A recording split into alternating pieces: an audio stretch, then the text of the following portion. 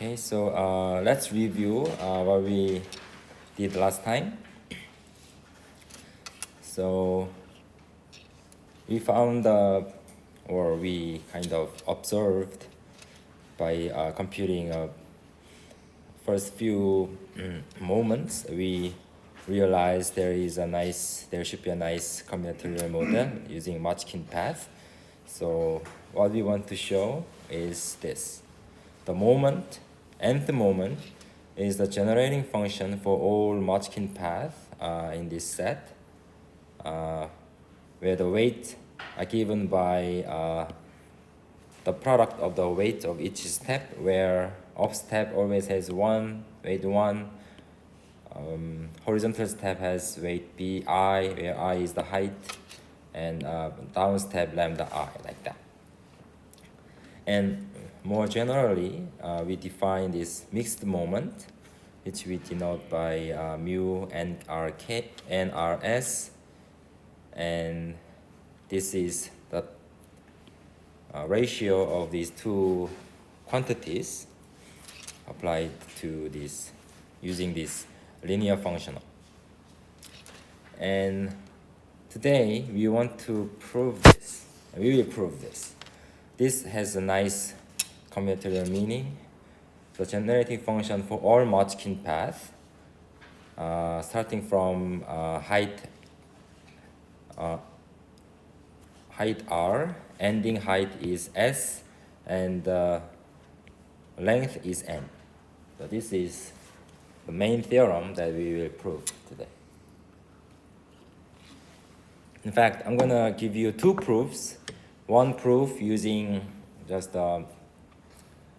induction, some recursion. There's a nice recursion here. And the second proof will be bijective. So let's prove this. Let me copy this.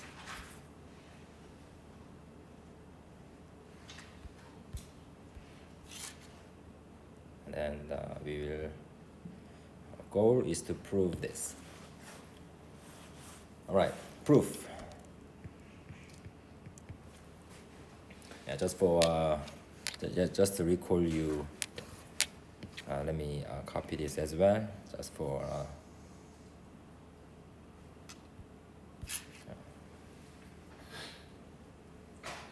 maybe just some small, just recall this.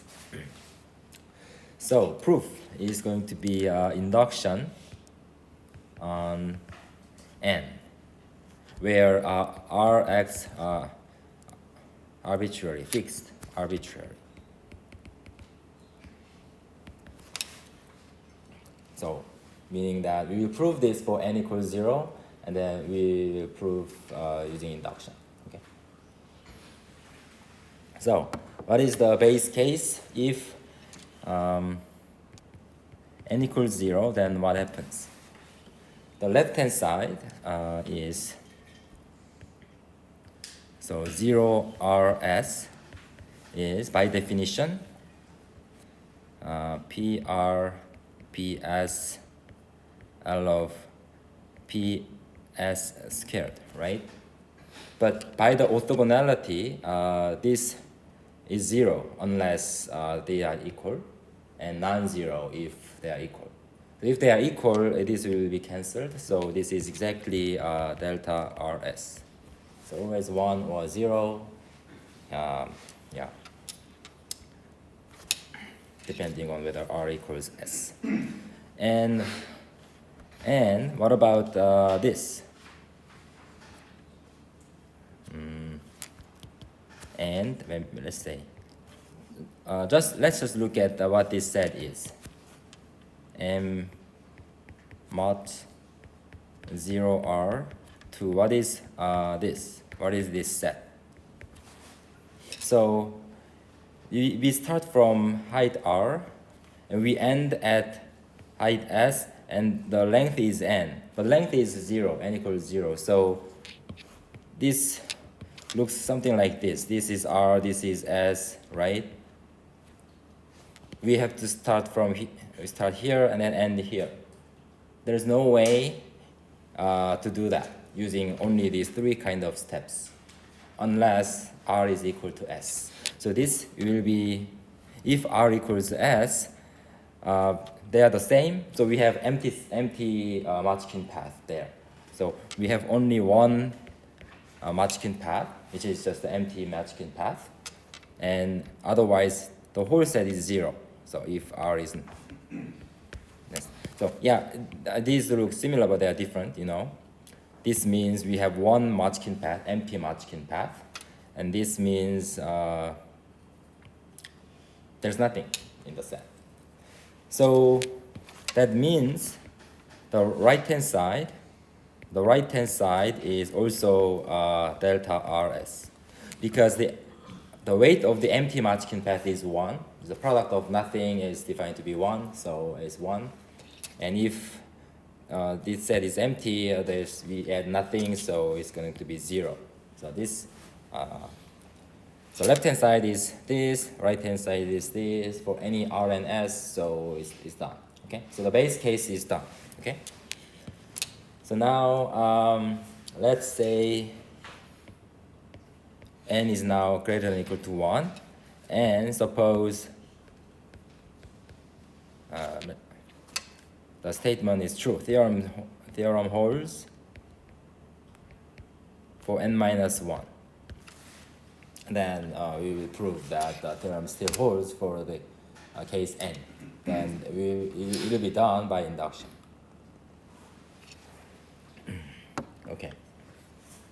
Then to do that, our main tool will be the 3-term recurrence, and I'm going to rewrite the 3-term recurrence in this way. Yeah, let me omit this x, so dr equals pr plus 1 plus br pr plus lambda r pr minus 1. Okay. So usually we write we used to write something like p n plus 1 equals x minus bn pn lambda n pn minus 1, but I just rewrote this in this way. Okay. And then what is mu nrs? So we want to show that this is equal to this right here, but by definition this is L of, yeah, I already wrote over there, over L of PS squared, right? But this is, let me write it this way, x to the n minus 1, and we have x PR PS. This is the same, right?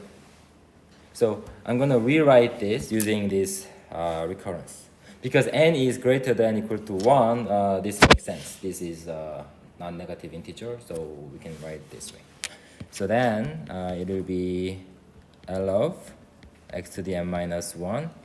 So I'm using this equality PR plus 1, BR PR, lambda R PR minus 1, and then PS over L of PS squared. Okay. And now, because this is a linear functional, we can rewrite this. Let me write this at the beginning. And then we have L of, what's that?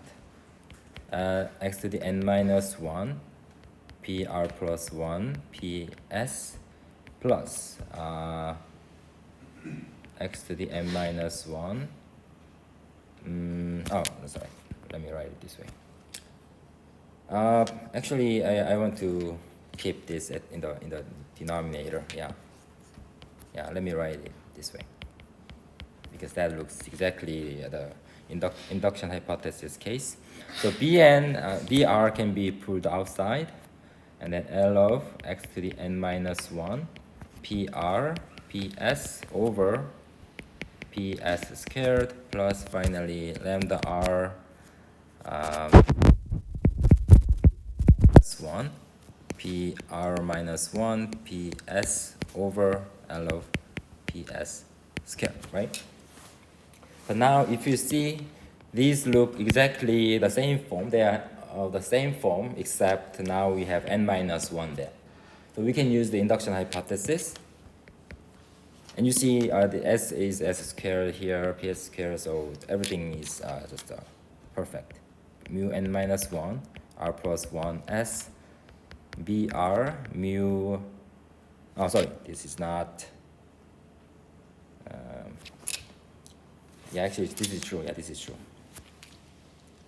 I mean, yeah, this is not the induction hypothesis, I'm just rewriting this in our notation, right? Yeah, just to check, just rewriting this, and now it's the induction hypothesis. So this is induction hypothesis summation pi in the much 0 r plus 1 n minus 1 s weight pi and plus something plus something, right? So this is the induction hypothesis.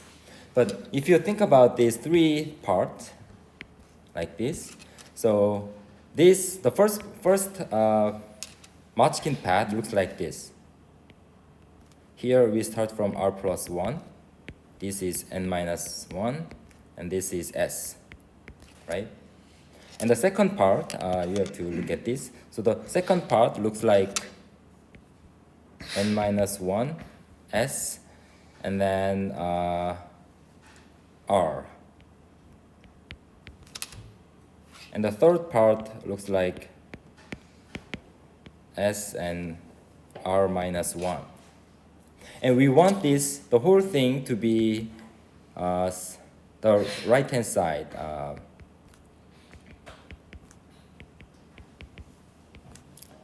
0r and s. We want this to be this. So why is this true? Because everything in this sum looks like this. Looks like R, S, and N. But because it's a Machkin path, if you consider the first step, there are three possibilities like this, right? So you can go either up like this, or this, or this. So this will give you weight 1, this will give you weight BR, this will give you weight lambda R. Yeah, maybe I should, to emphasize, this should be BR, lambda R, like that. So if you use this, you get exactly this part. If you use this, you get this part. If you use this, you get this part. Because, for instance, if you go this way, you have to go exactly in this way. So this is basically the proof. Because of this is question mark is really it's true. This is true. So this is true, and the theorem still holds for n. So by induction, we are done. That's the end of the proof, basically. So you see, the proof is not that difficult. So if you know all if you have set up everything nicely, then the proof is quite natural. It can be done quite easily. So this is one proof. But before telling you the second proof, I'm going to show you a nice corollary. Corollary. Using the same notation, p n x squared equals lambda 1 dot dot dot lambda n. Yeah, p n squared equals lambda n lambda n. Yeah, because you see, this seems to be like a special case of this, so maybe you can use that. But we have to do a little bit of extra work, because you cannot simply say like s equals n equals 0. You can forget about this s, then everything cancels, so you don't get anything new. So we need to do a little bit of work, but not much. So let's consider, because we know we are assuming that the OPS is always monic. So since P is monic, we have x to the n plus, we can write something like that, where degree of q less than or equal to n minus 1, right? So L of Pn squared equals x to the n q p n.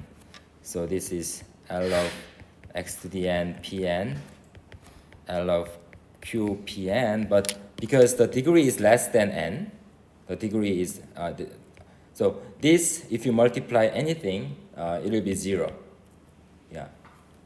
Because this can be written as a linear combination of pi's, where I less than n minus 1, or less than or equal to n minus 1, so it will all be 0.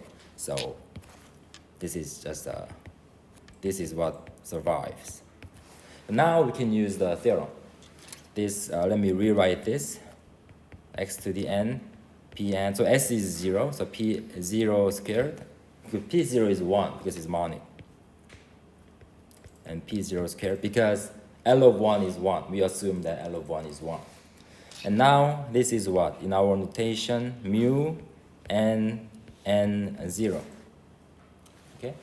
And this is the generating function for all path, Matchkin path, from the height, starting height is n, and the length is n, ending height is 0. Okay? And what is this? So starting height is n, ending height is 0, we have n. So this is like the length of these two sides are the same. So the only way that you can go from here to here is if you use only the down steps. So we have n down steps like that. This is only one possible path. So pi is, the weight is lambda n minus 1, all the way up to lambda 1. So it is only Matchkin path in the set. So this is, that's the proof. Yeah, this is also quite useful fact that we can use later.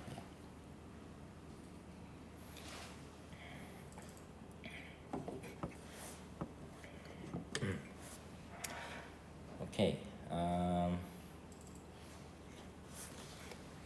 So now we have the proof of this theorem, but I'm gonna show you another proof. It's an interesting proof.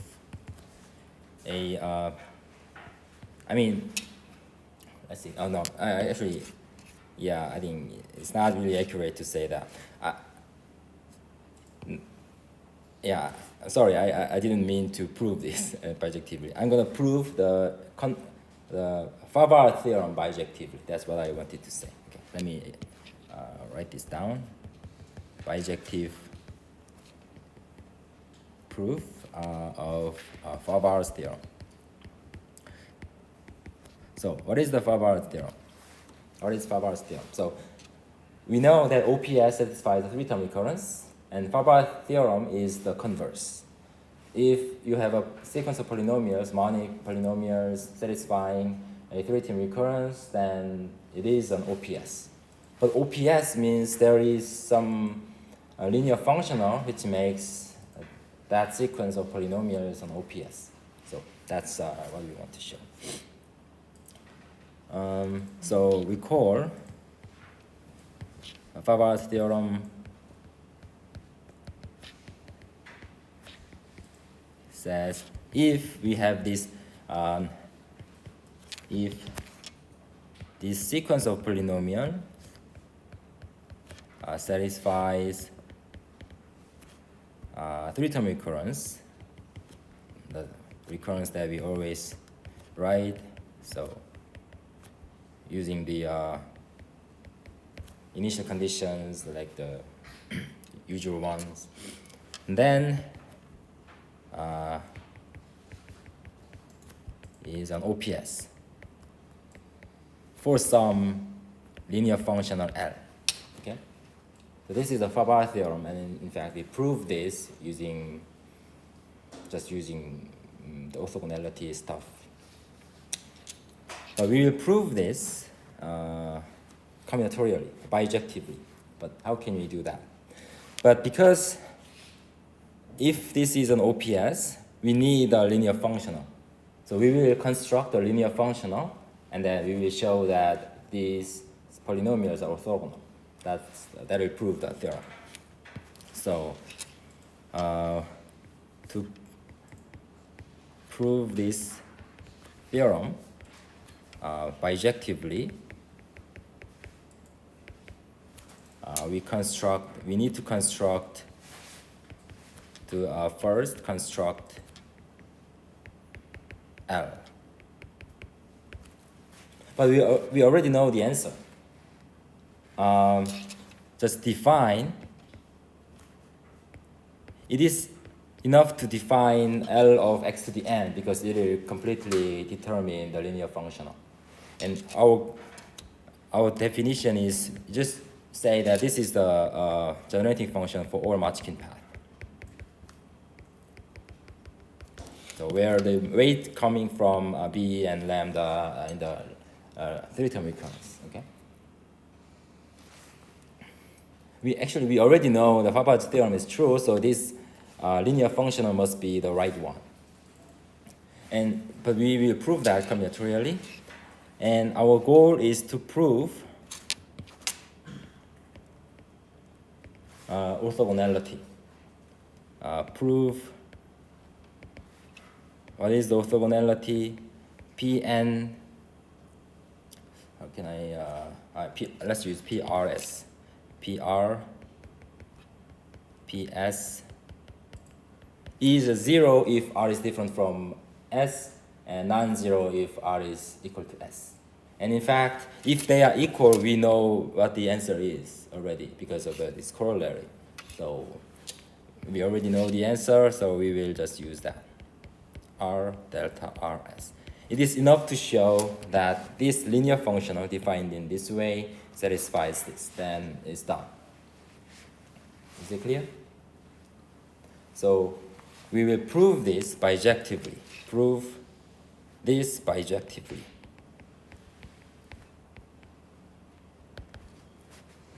So how can we do that? We can do this because, remember, if you have a sequence of polynomials satisfying this, we can give a combinatorial meaning to Pn using Fabard's tilings, right?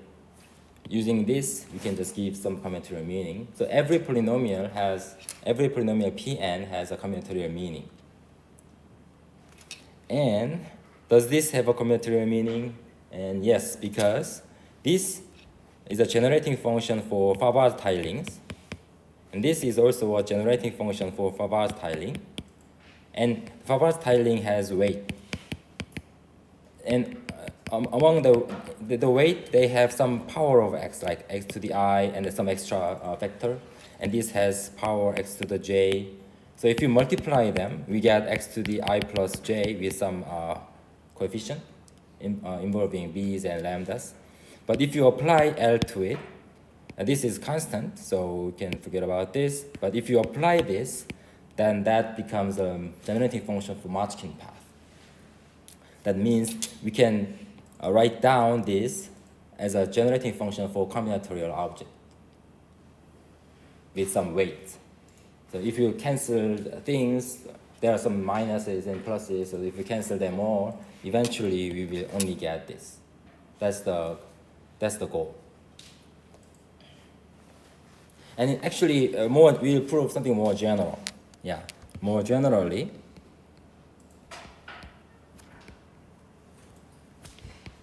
we will prove this theorem. L of x to the n, PR, PS equals lambda 1 dot dot dot lambda lambda s summation pi mod n rs weight of pi. Here the definition of, I think I have to define what this is. Okay, where this This is a shorthand for that here. Is Mochkin. Oh, I think I sometimes write Z here, but yeah. Yeah, let me be consistent with my notation. Mot NRS, Mot 0R NS. Okay. So we will prove this bijectively.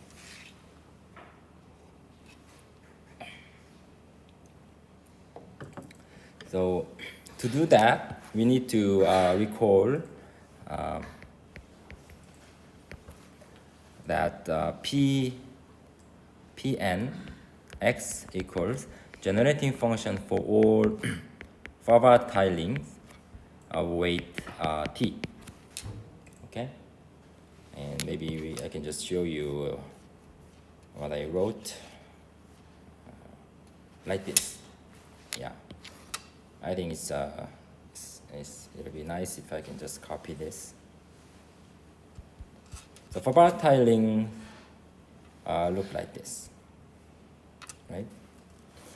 So you have n boxes, square boxes in a row, and then you tile this board with 3 types of tiles, red monominos or black monominos or black dominoes, okay? And domino has weight minus lambda, and this red has always a weight x, and black monomino has weight minus b, where the index is coming from the position of the box. All right, remember? And because we want to treat the weight x differently, because we want to, oh yeah, I think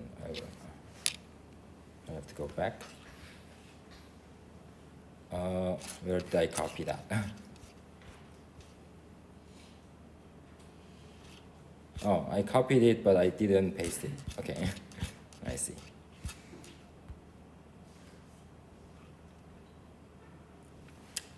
So let me introduce another weight.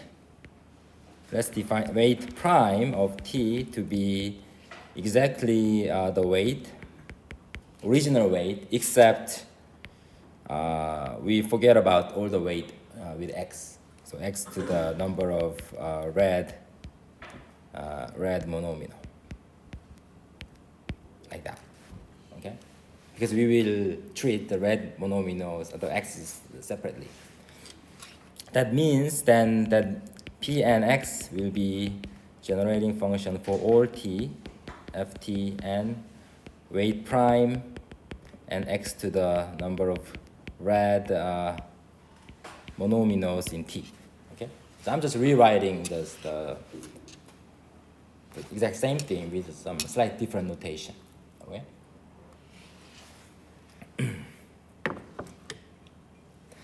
Then what happens is we can just apply this twice to this, and then we can write down the formula for the left-hand side. Then the left-hand side, x to the n pr ps is going to be equal to, okay, I'm gonna just write down the formula and then explain in a moment. We have triple of objects and weight prime t1, weight prime t2, weight of pi, where x is the set of triples t1, t2, and pi, such that first t1 is forward tiling of R. Maybe I can such that for some I and j between 0R and 0S, and this has I red monomials, T2 S with J red monomials, and finally pi is a Matchkin path, n plus I plus j. Yeah, it looks a little complicated, but it is more or less straightforward thing if you understand things. So why is this true? Yeah. This is true because, why is this? I'm not going to give you the full details, but because it's not that difficult, but because this is going to be sum over pi, sorry, T1 is FTR weight prime T1 x to the number of, let me just write I, which is not very accurate, but I is the number of red monomials in T1, okay? And some FTS weight prime T2 x to the j. And then you see, I'm gonna separate FTR sum T2 FTS. Now we have L applied to n to the n x to the n plus I plus j, but this is exactly sum over pi Matchkin path n plus I plus j weight of pi. So that's why we can write it this way.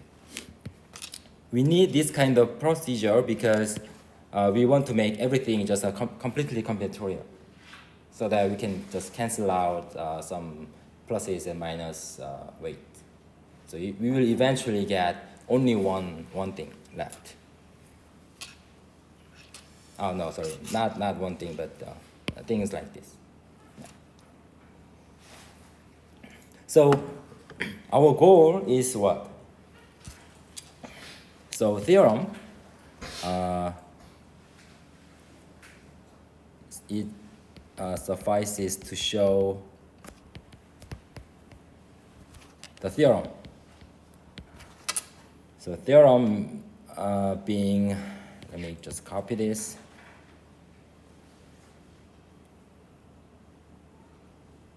This equals this. Yeah.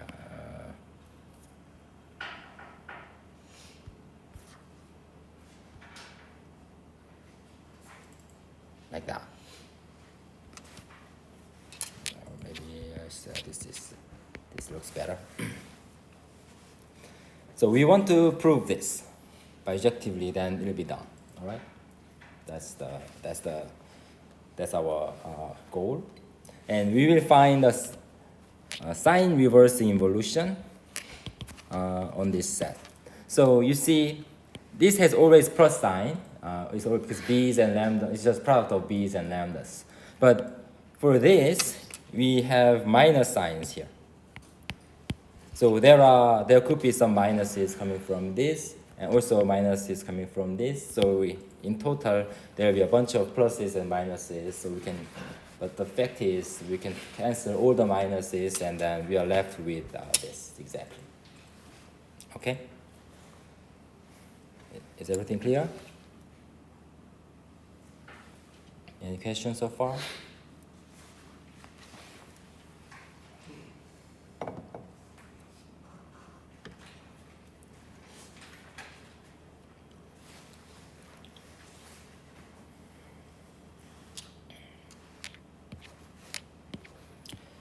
All right, then how can we do this?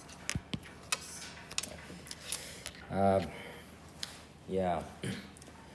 So the idea is,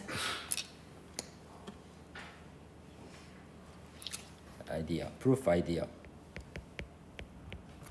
of proof. Find the sign reversing weight preserving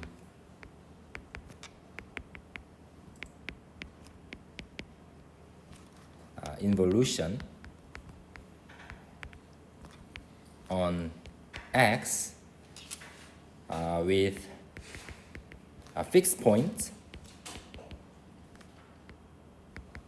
with fixed point set, say, I think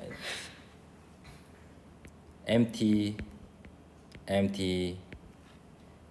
some permutation, Marchkin path, where Marchkin path is a set of all N, R, S. Oh, sorry. Oh, sorry. I think I have to introduce some notation. Yeah. Sorry about that. Where Y is the set of Marchkin path,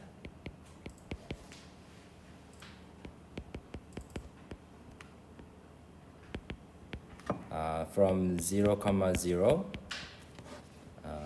N, R, S with, yeah, I'm gonna just explain using the diagram. So it has to go from 0, so the length is N plus R plus S, but the first R steps must be up. So here, first R steps must be up, and the last S steps must be down. And in between, they can be anything like that. This is our goal. And why is this enough to find such a sign reversing involution? This means that these are the only fixed points, and non-fixed points will be cancelled each other. So eventually, we are only left with only fixed points like this, but this has weight, their weight sum is exactly this. Why is that? Because the first R up steps have all weight 1, so we can forget about the weight, but the last S steps have weight lambda 1 up to lambda S, and the things in between are exactly these. So it is enough to find the sign reversing involution like that. So that's the goal.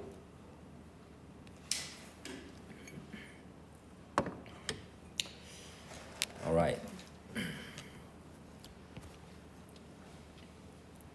But let me, maybe I can explain a little more about what this terminology.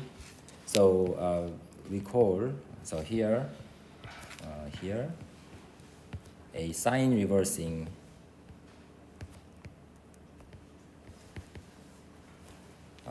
weight preserving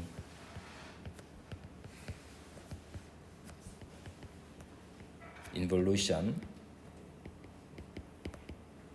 means something like this. So it's a map from X to X. So it's weight preserving, but it changes the sign except the sign. So if such that if it sends T1, T2 pi to T1 prime, T2 prime, pi prime, then their weight, what is the total weight? So weight prime T1, weight prime T2, weight of pi prime, all of this. So this is the weight of the image of this map. This must be exactly the same weight as before. This is what sign weight preserving means. But sign reversing means we have to have a minus sign.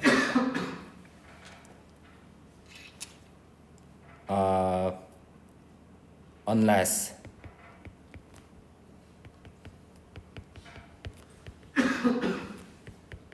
fixed point.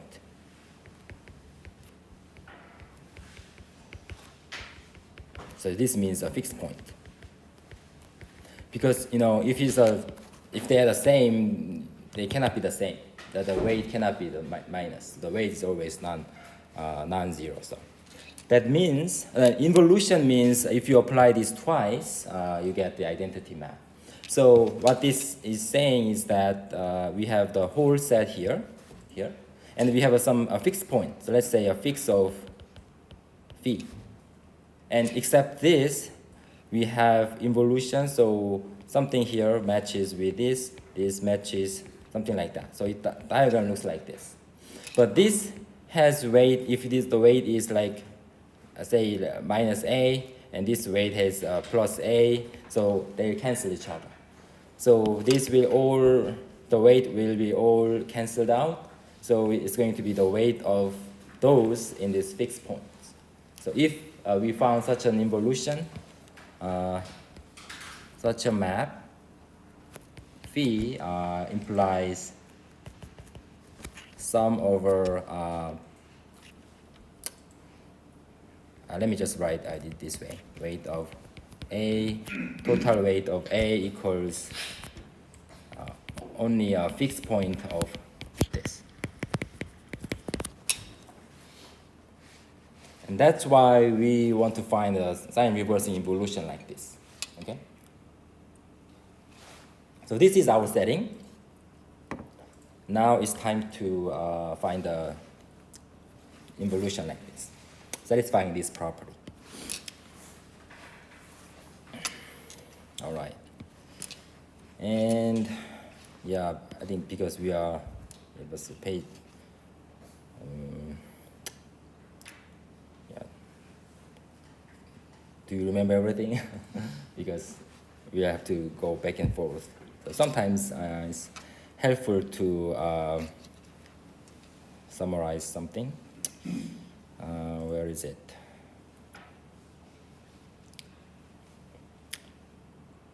Yeah, I think I just, yeah. Okay, let's find the sign reversing involution. So let's find a sign reversing weight preserving involution phi. Okay. So suppose that so we will first take one element in X, like that, okay? And then let's write pi, because pi is a Matchkin path. We can write down this as a sequence of steps, S1, S2, dot, dot, dot, Sm. This is a steps, sequence of steps. Okay. And I'm gonna define some numbers. Okay, but I think it's easier if I can just give you an example and then explain using that. So I'm gonna represent this as a diagram, like pi is going to be up, up, horizontal, down, up, up, and then down, down, down, horizontal. And I'm gonna write T1 here, but aligning them in a nice way, yeah, like that.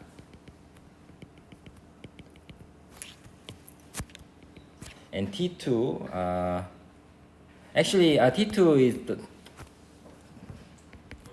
is not that important at the moment. So let me consider this. So A is going to be a number of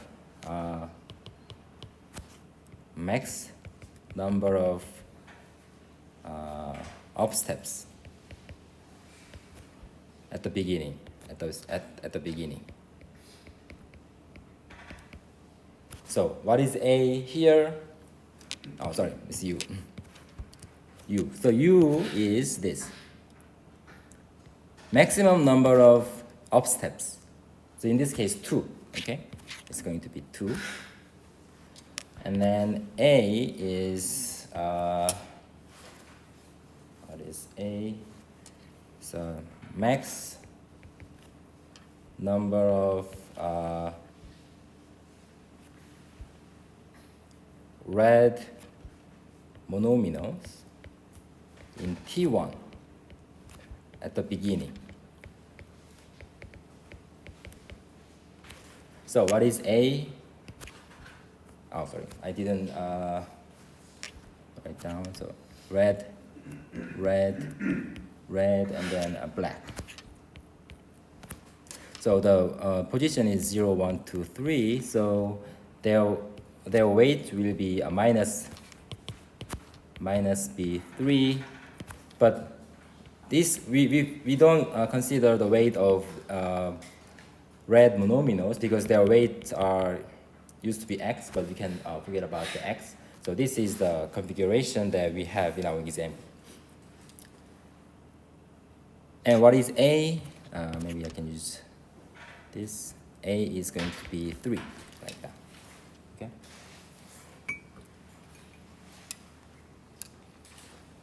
And now we're gonna consider there will be several cases. Case 1.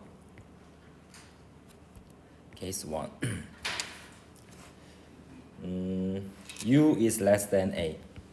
So our goal is to modify these 3 things so that this will correspond to, this is going to be our map. We will modify these 3 things, things like that. And then we want to change the weight a little bit so that the sign changes, but the weight is, except the sign, the same. So first, mu is less than A. So just like in our example, okay? Then what happens? There will be 2 subcases. In this case, just T2, we don't change T2. So T2 will be the same. So that's why I didn't write down T2 here. It doesn't matter. It will stay the same. And then, so A is greater than U. So if you, I align them nicely so that this U is 2, so except the first 2 squares, which are red, we can look at the next one. Okay. This is also red because A is greater than U, right? But now look at the first step that is not an up step. Then there are 2 possibilities because this is not up. We have either horizontal or down. There are 2 possibilities. So we will consider the 2 cases. So case 1, 1. So the SU is SU plus 1 is horizontal, just like in our example. And then in this case, what we are going to do is we will correspond this to triple. Let me align them. So this is going to be phi. What I'm going to do is I'm gonna collapse this into a single step. So that means I'm gonna remove this, and then I'm gonna move this, something like that. So I kind of collapse this part into a single dot. So this the weight is, this is 2, height 2.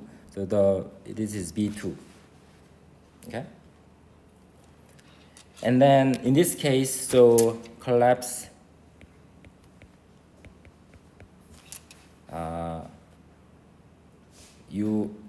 this step into a point like this.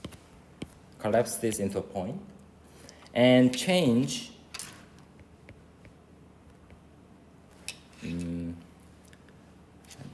this into a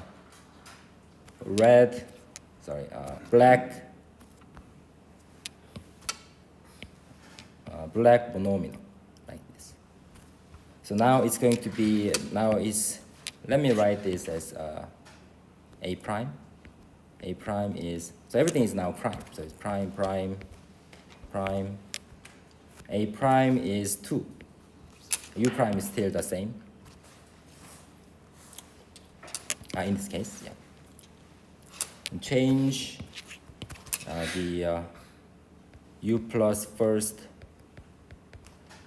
red monomial to a black monomial. Okay, so this is yeah. So let's see what happens. So what is the weight of T1 prime? It's exactly the same, except now we have a black monomial. So this will give you weight minus B2, right? So what is the total weight of this and the total weight of this? So here, T prime, what is the weight of T prime, T1 prime, compared to the weight of A prime, T1? These two are almost the same, except here we have one more of this. So this is going to be, this times minus B U plus 1. And what about the weight of pi prime compared to the weight of pi? So this is almost the same as this, except,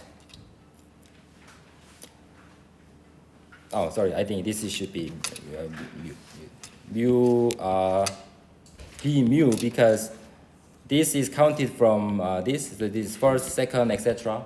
But the weight is one less than that counting, so it's going to be P mu. So this is B mu. So this is exactly this divided by B mu. That means weight of T1 prime, weight of T2 prime, weight of pi prime is almost the same as the original one, except the minus sign. So it changes the sign, keeping the weight. Okay. Now this is the case 1-1. So now we have to consider case 1-2. But I'm going to also give you an example using as a specific example. S mu plus 1 is a down step. So example, in our example, it's going to be pi equals, let's see, up, up, up, down, up, up, down, horizontal, down, horizontal, down, and T1 is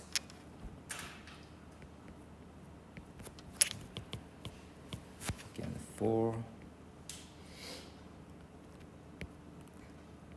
1, 2, 3.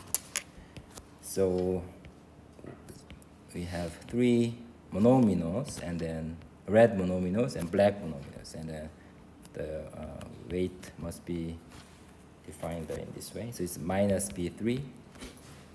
So what is A? Sorry, U.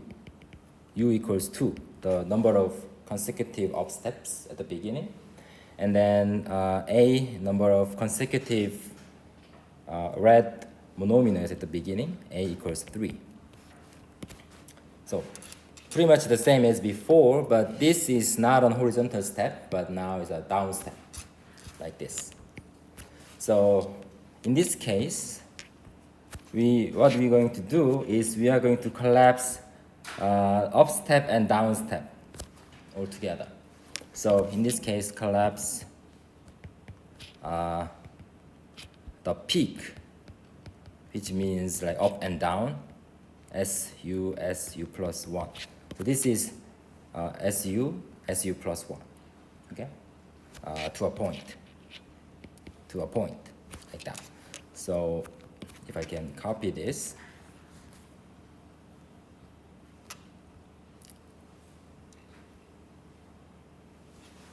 so it's going to be this prime and prime. I'm gonna collapse this into a single point like this. So it's just became just a single point like that. And of course, we'll have to modify T prime as well and change the red monomials, two red monomials at position, in the exact same position, just like this and this. So this is U and U plus 1. Two monomials at position. Let's not use the word position. The two monomials, youth and U plus first. Okay. Two black monomial. So here in our example, it's going to be this. Sorry. There was a mistake.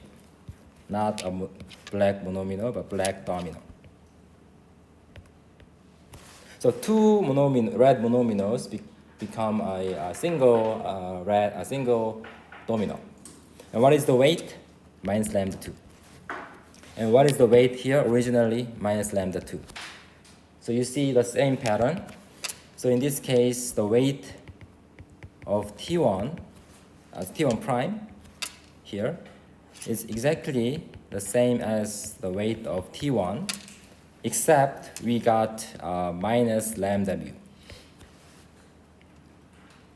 And weight of pi, the new Mochkin path, is exactly the weight of the original Mochkin path, except we lose this weight. Oh, why is this minus? This is plus. Divided by lambda u.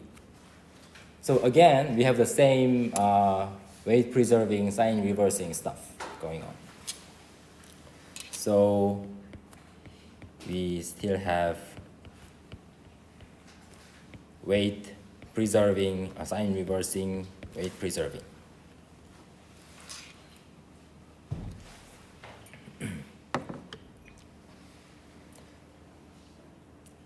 So that's case 1.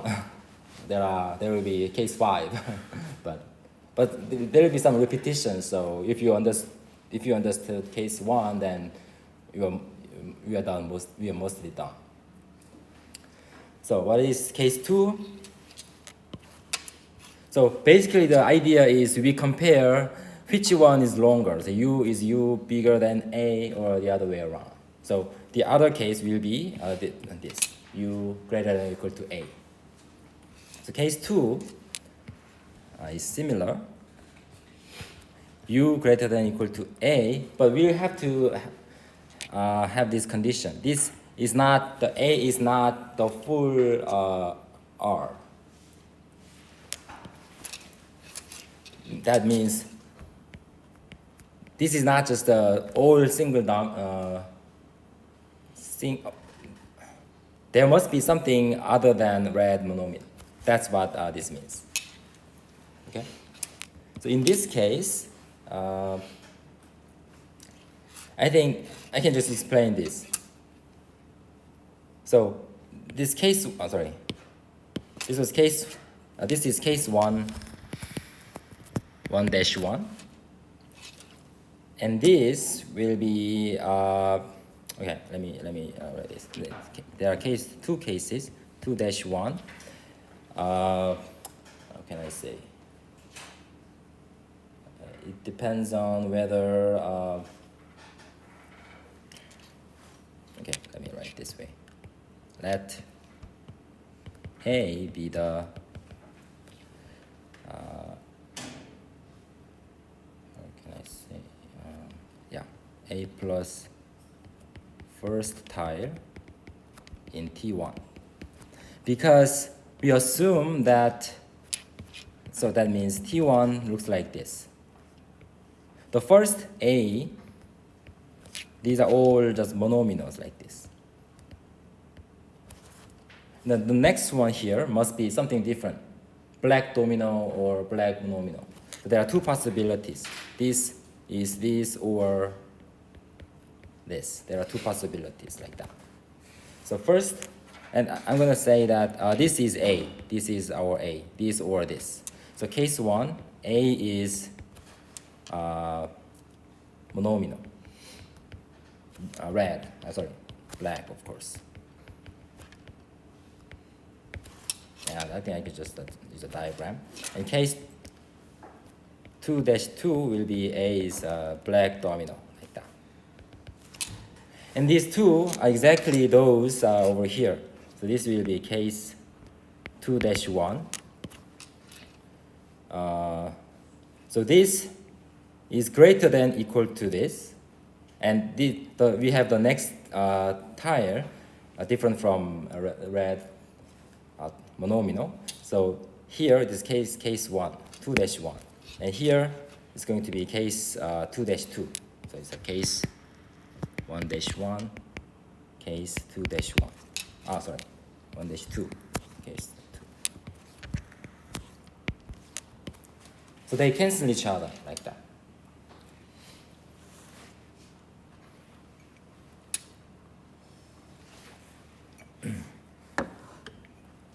All right? I'm not going to give you the full details, but if you think about it, you will be convinced that they cancel each other. So what we are left is now remaining things, remaining objects. So case 1 and case 2 do not cover everything, because here U is less than A. Here U is greater than equal to A. If we don't have this, then they will cover everything. But because of this, we are left with cases like U is greater than equal to A, but this is equal to R. This case we have to deal with. That's why we have more cases.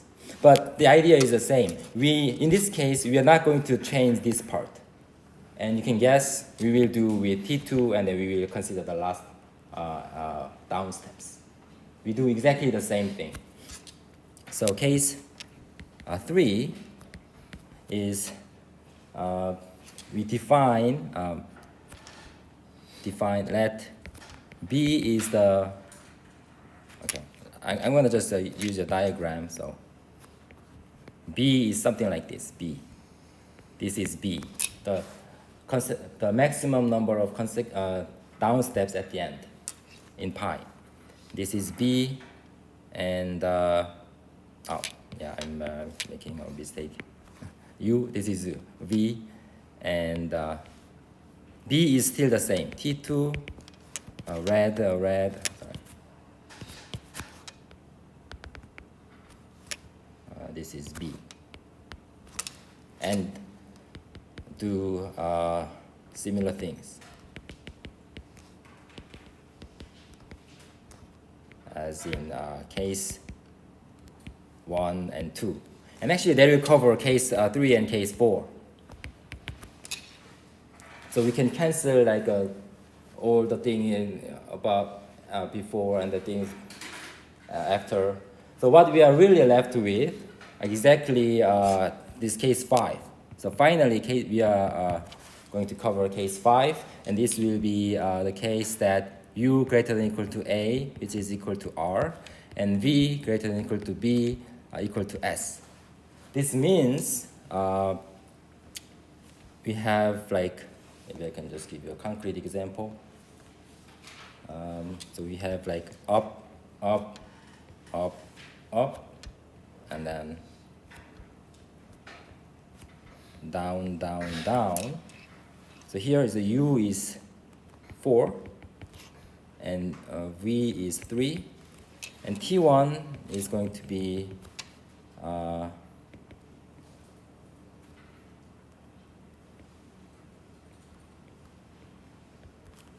so A equals 4, which is R in this case.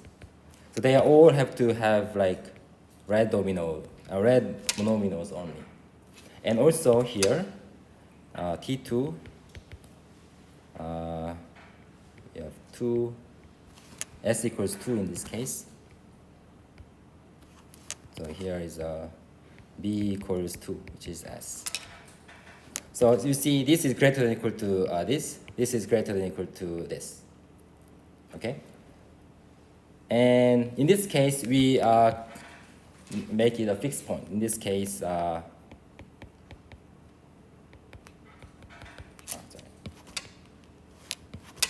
T1, T2, pi is a fixed point. We make it a fixed point.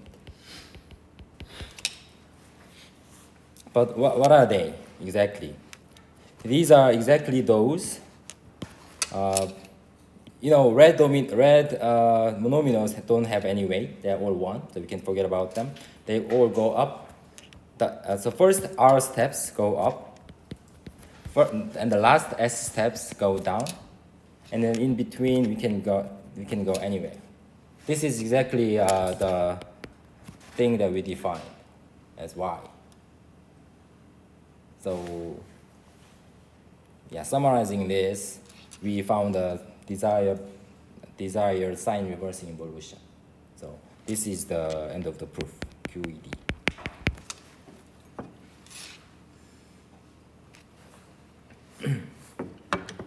Yeah, it's a little bit long, but the idea is really elementary. You look at the weight and then you find, it's like a, solving puzzle game, You just kind of modify this a little bit so that you have the same weight and with minus sign, and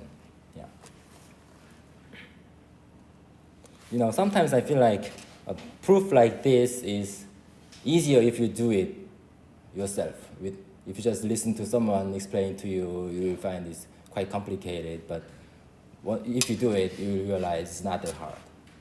That's the nature of a combinatorial proof, I think. Yeah. So if you didn't understand this, then my suggestion is do it yourself. That may be helpful to understand it better.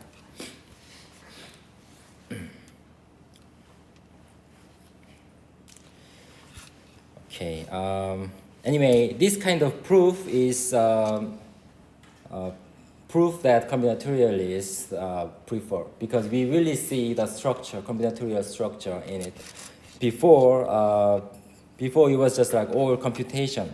So for instance, things like this is like all computational thing, but here we can really, so we as a combinatorialist feel like we understood more by looking at proofs like this. You can really see combinatorial structures there. But anyway, you'll feel a little bit complicated if this is your first time. But once you get used to proofs like this, you'll realize that this is a natural proof. Okay. Yeah, I think this is all I wanted to say today, so I will stop here. Thank you for your attention.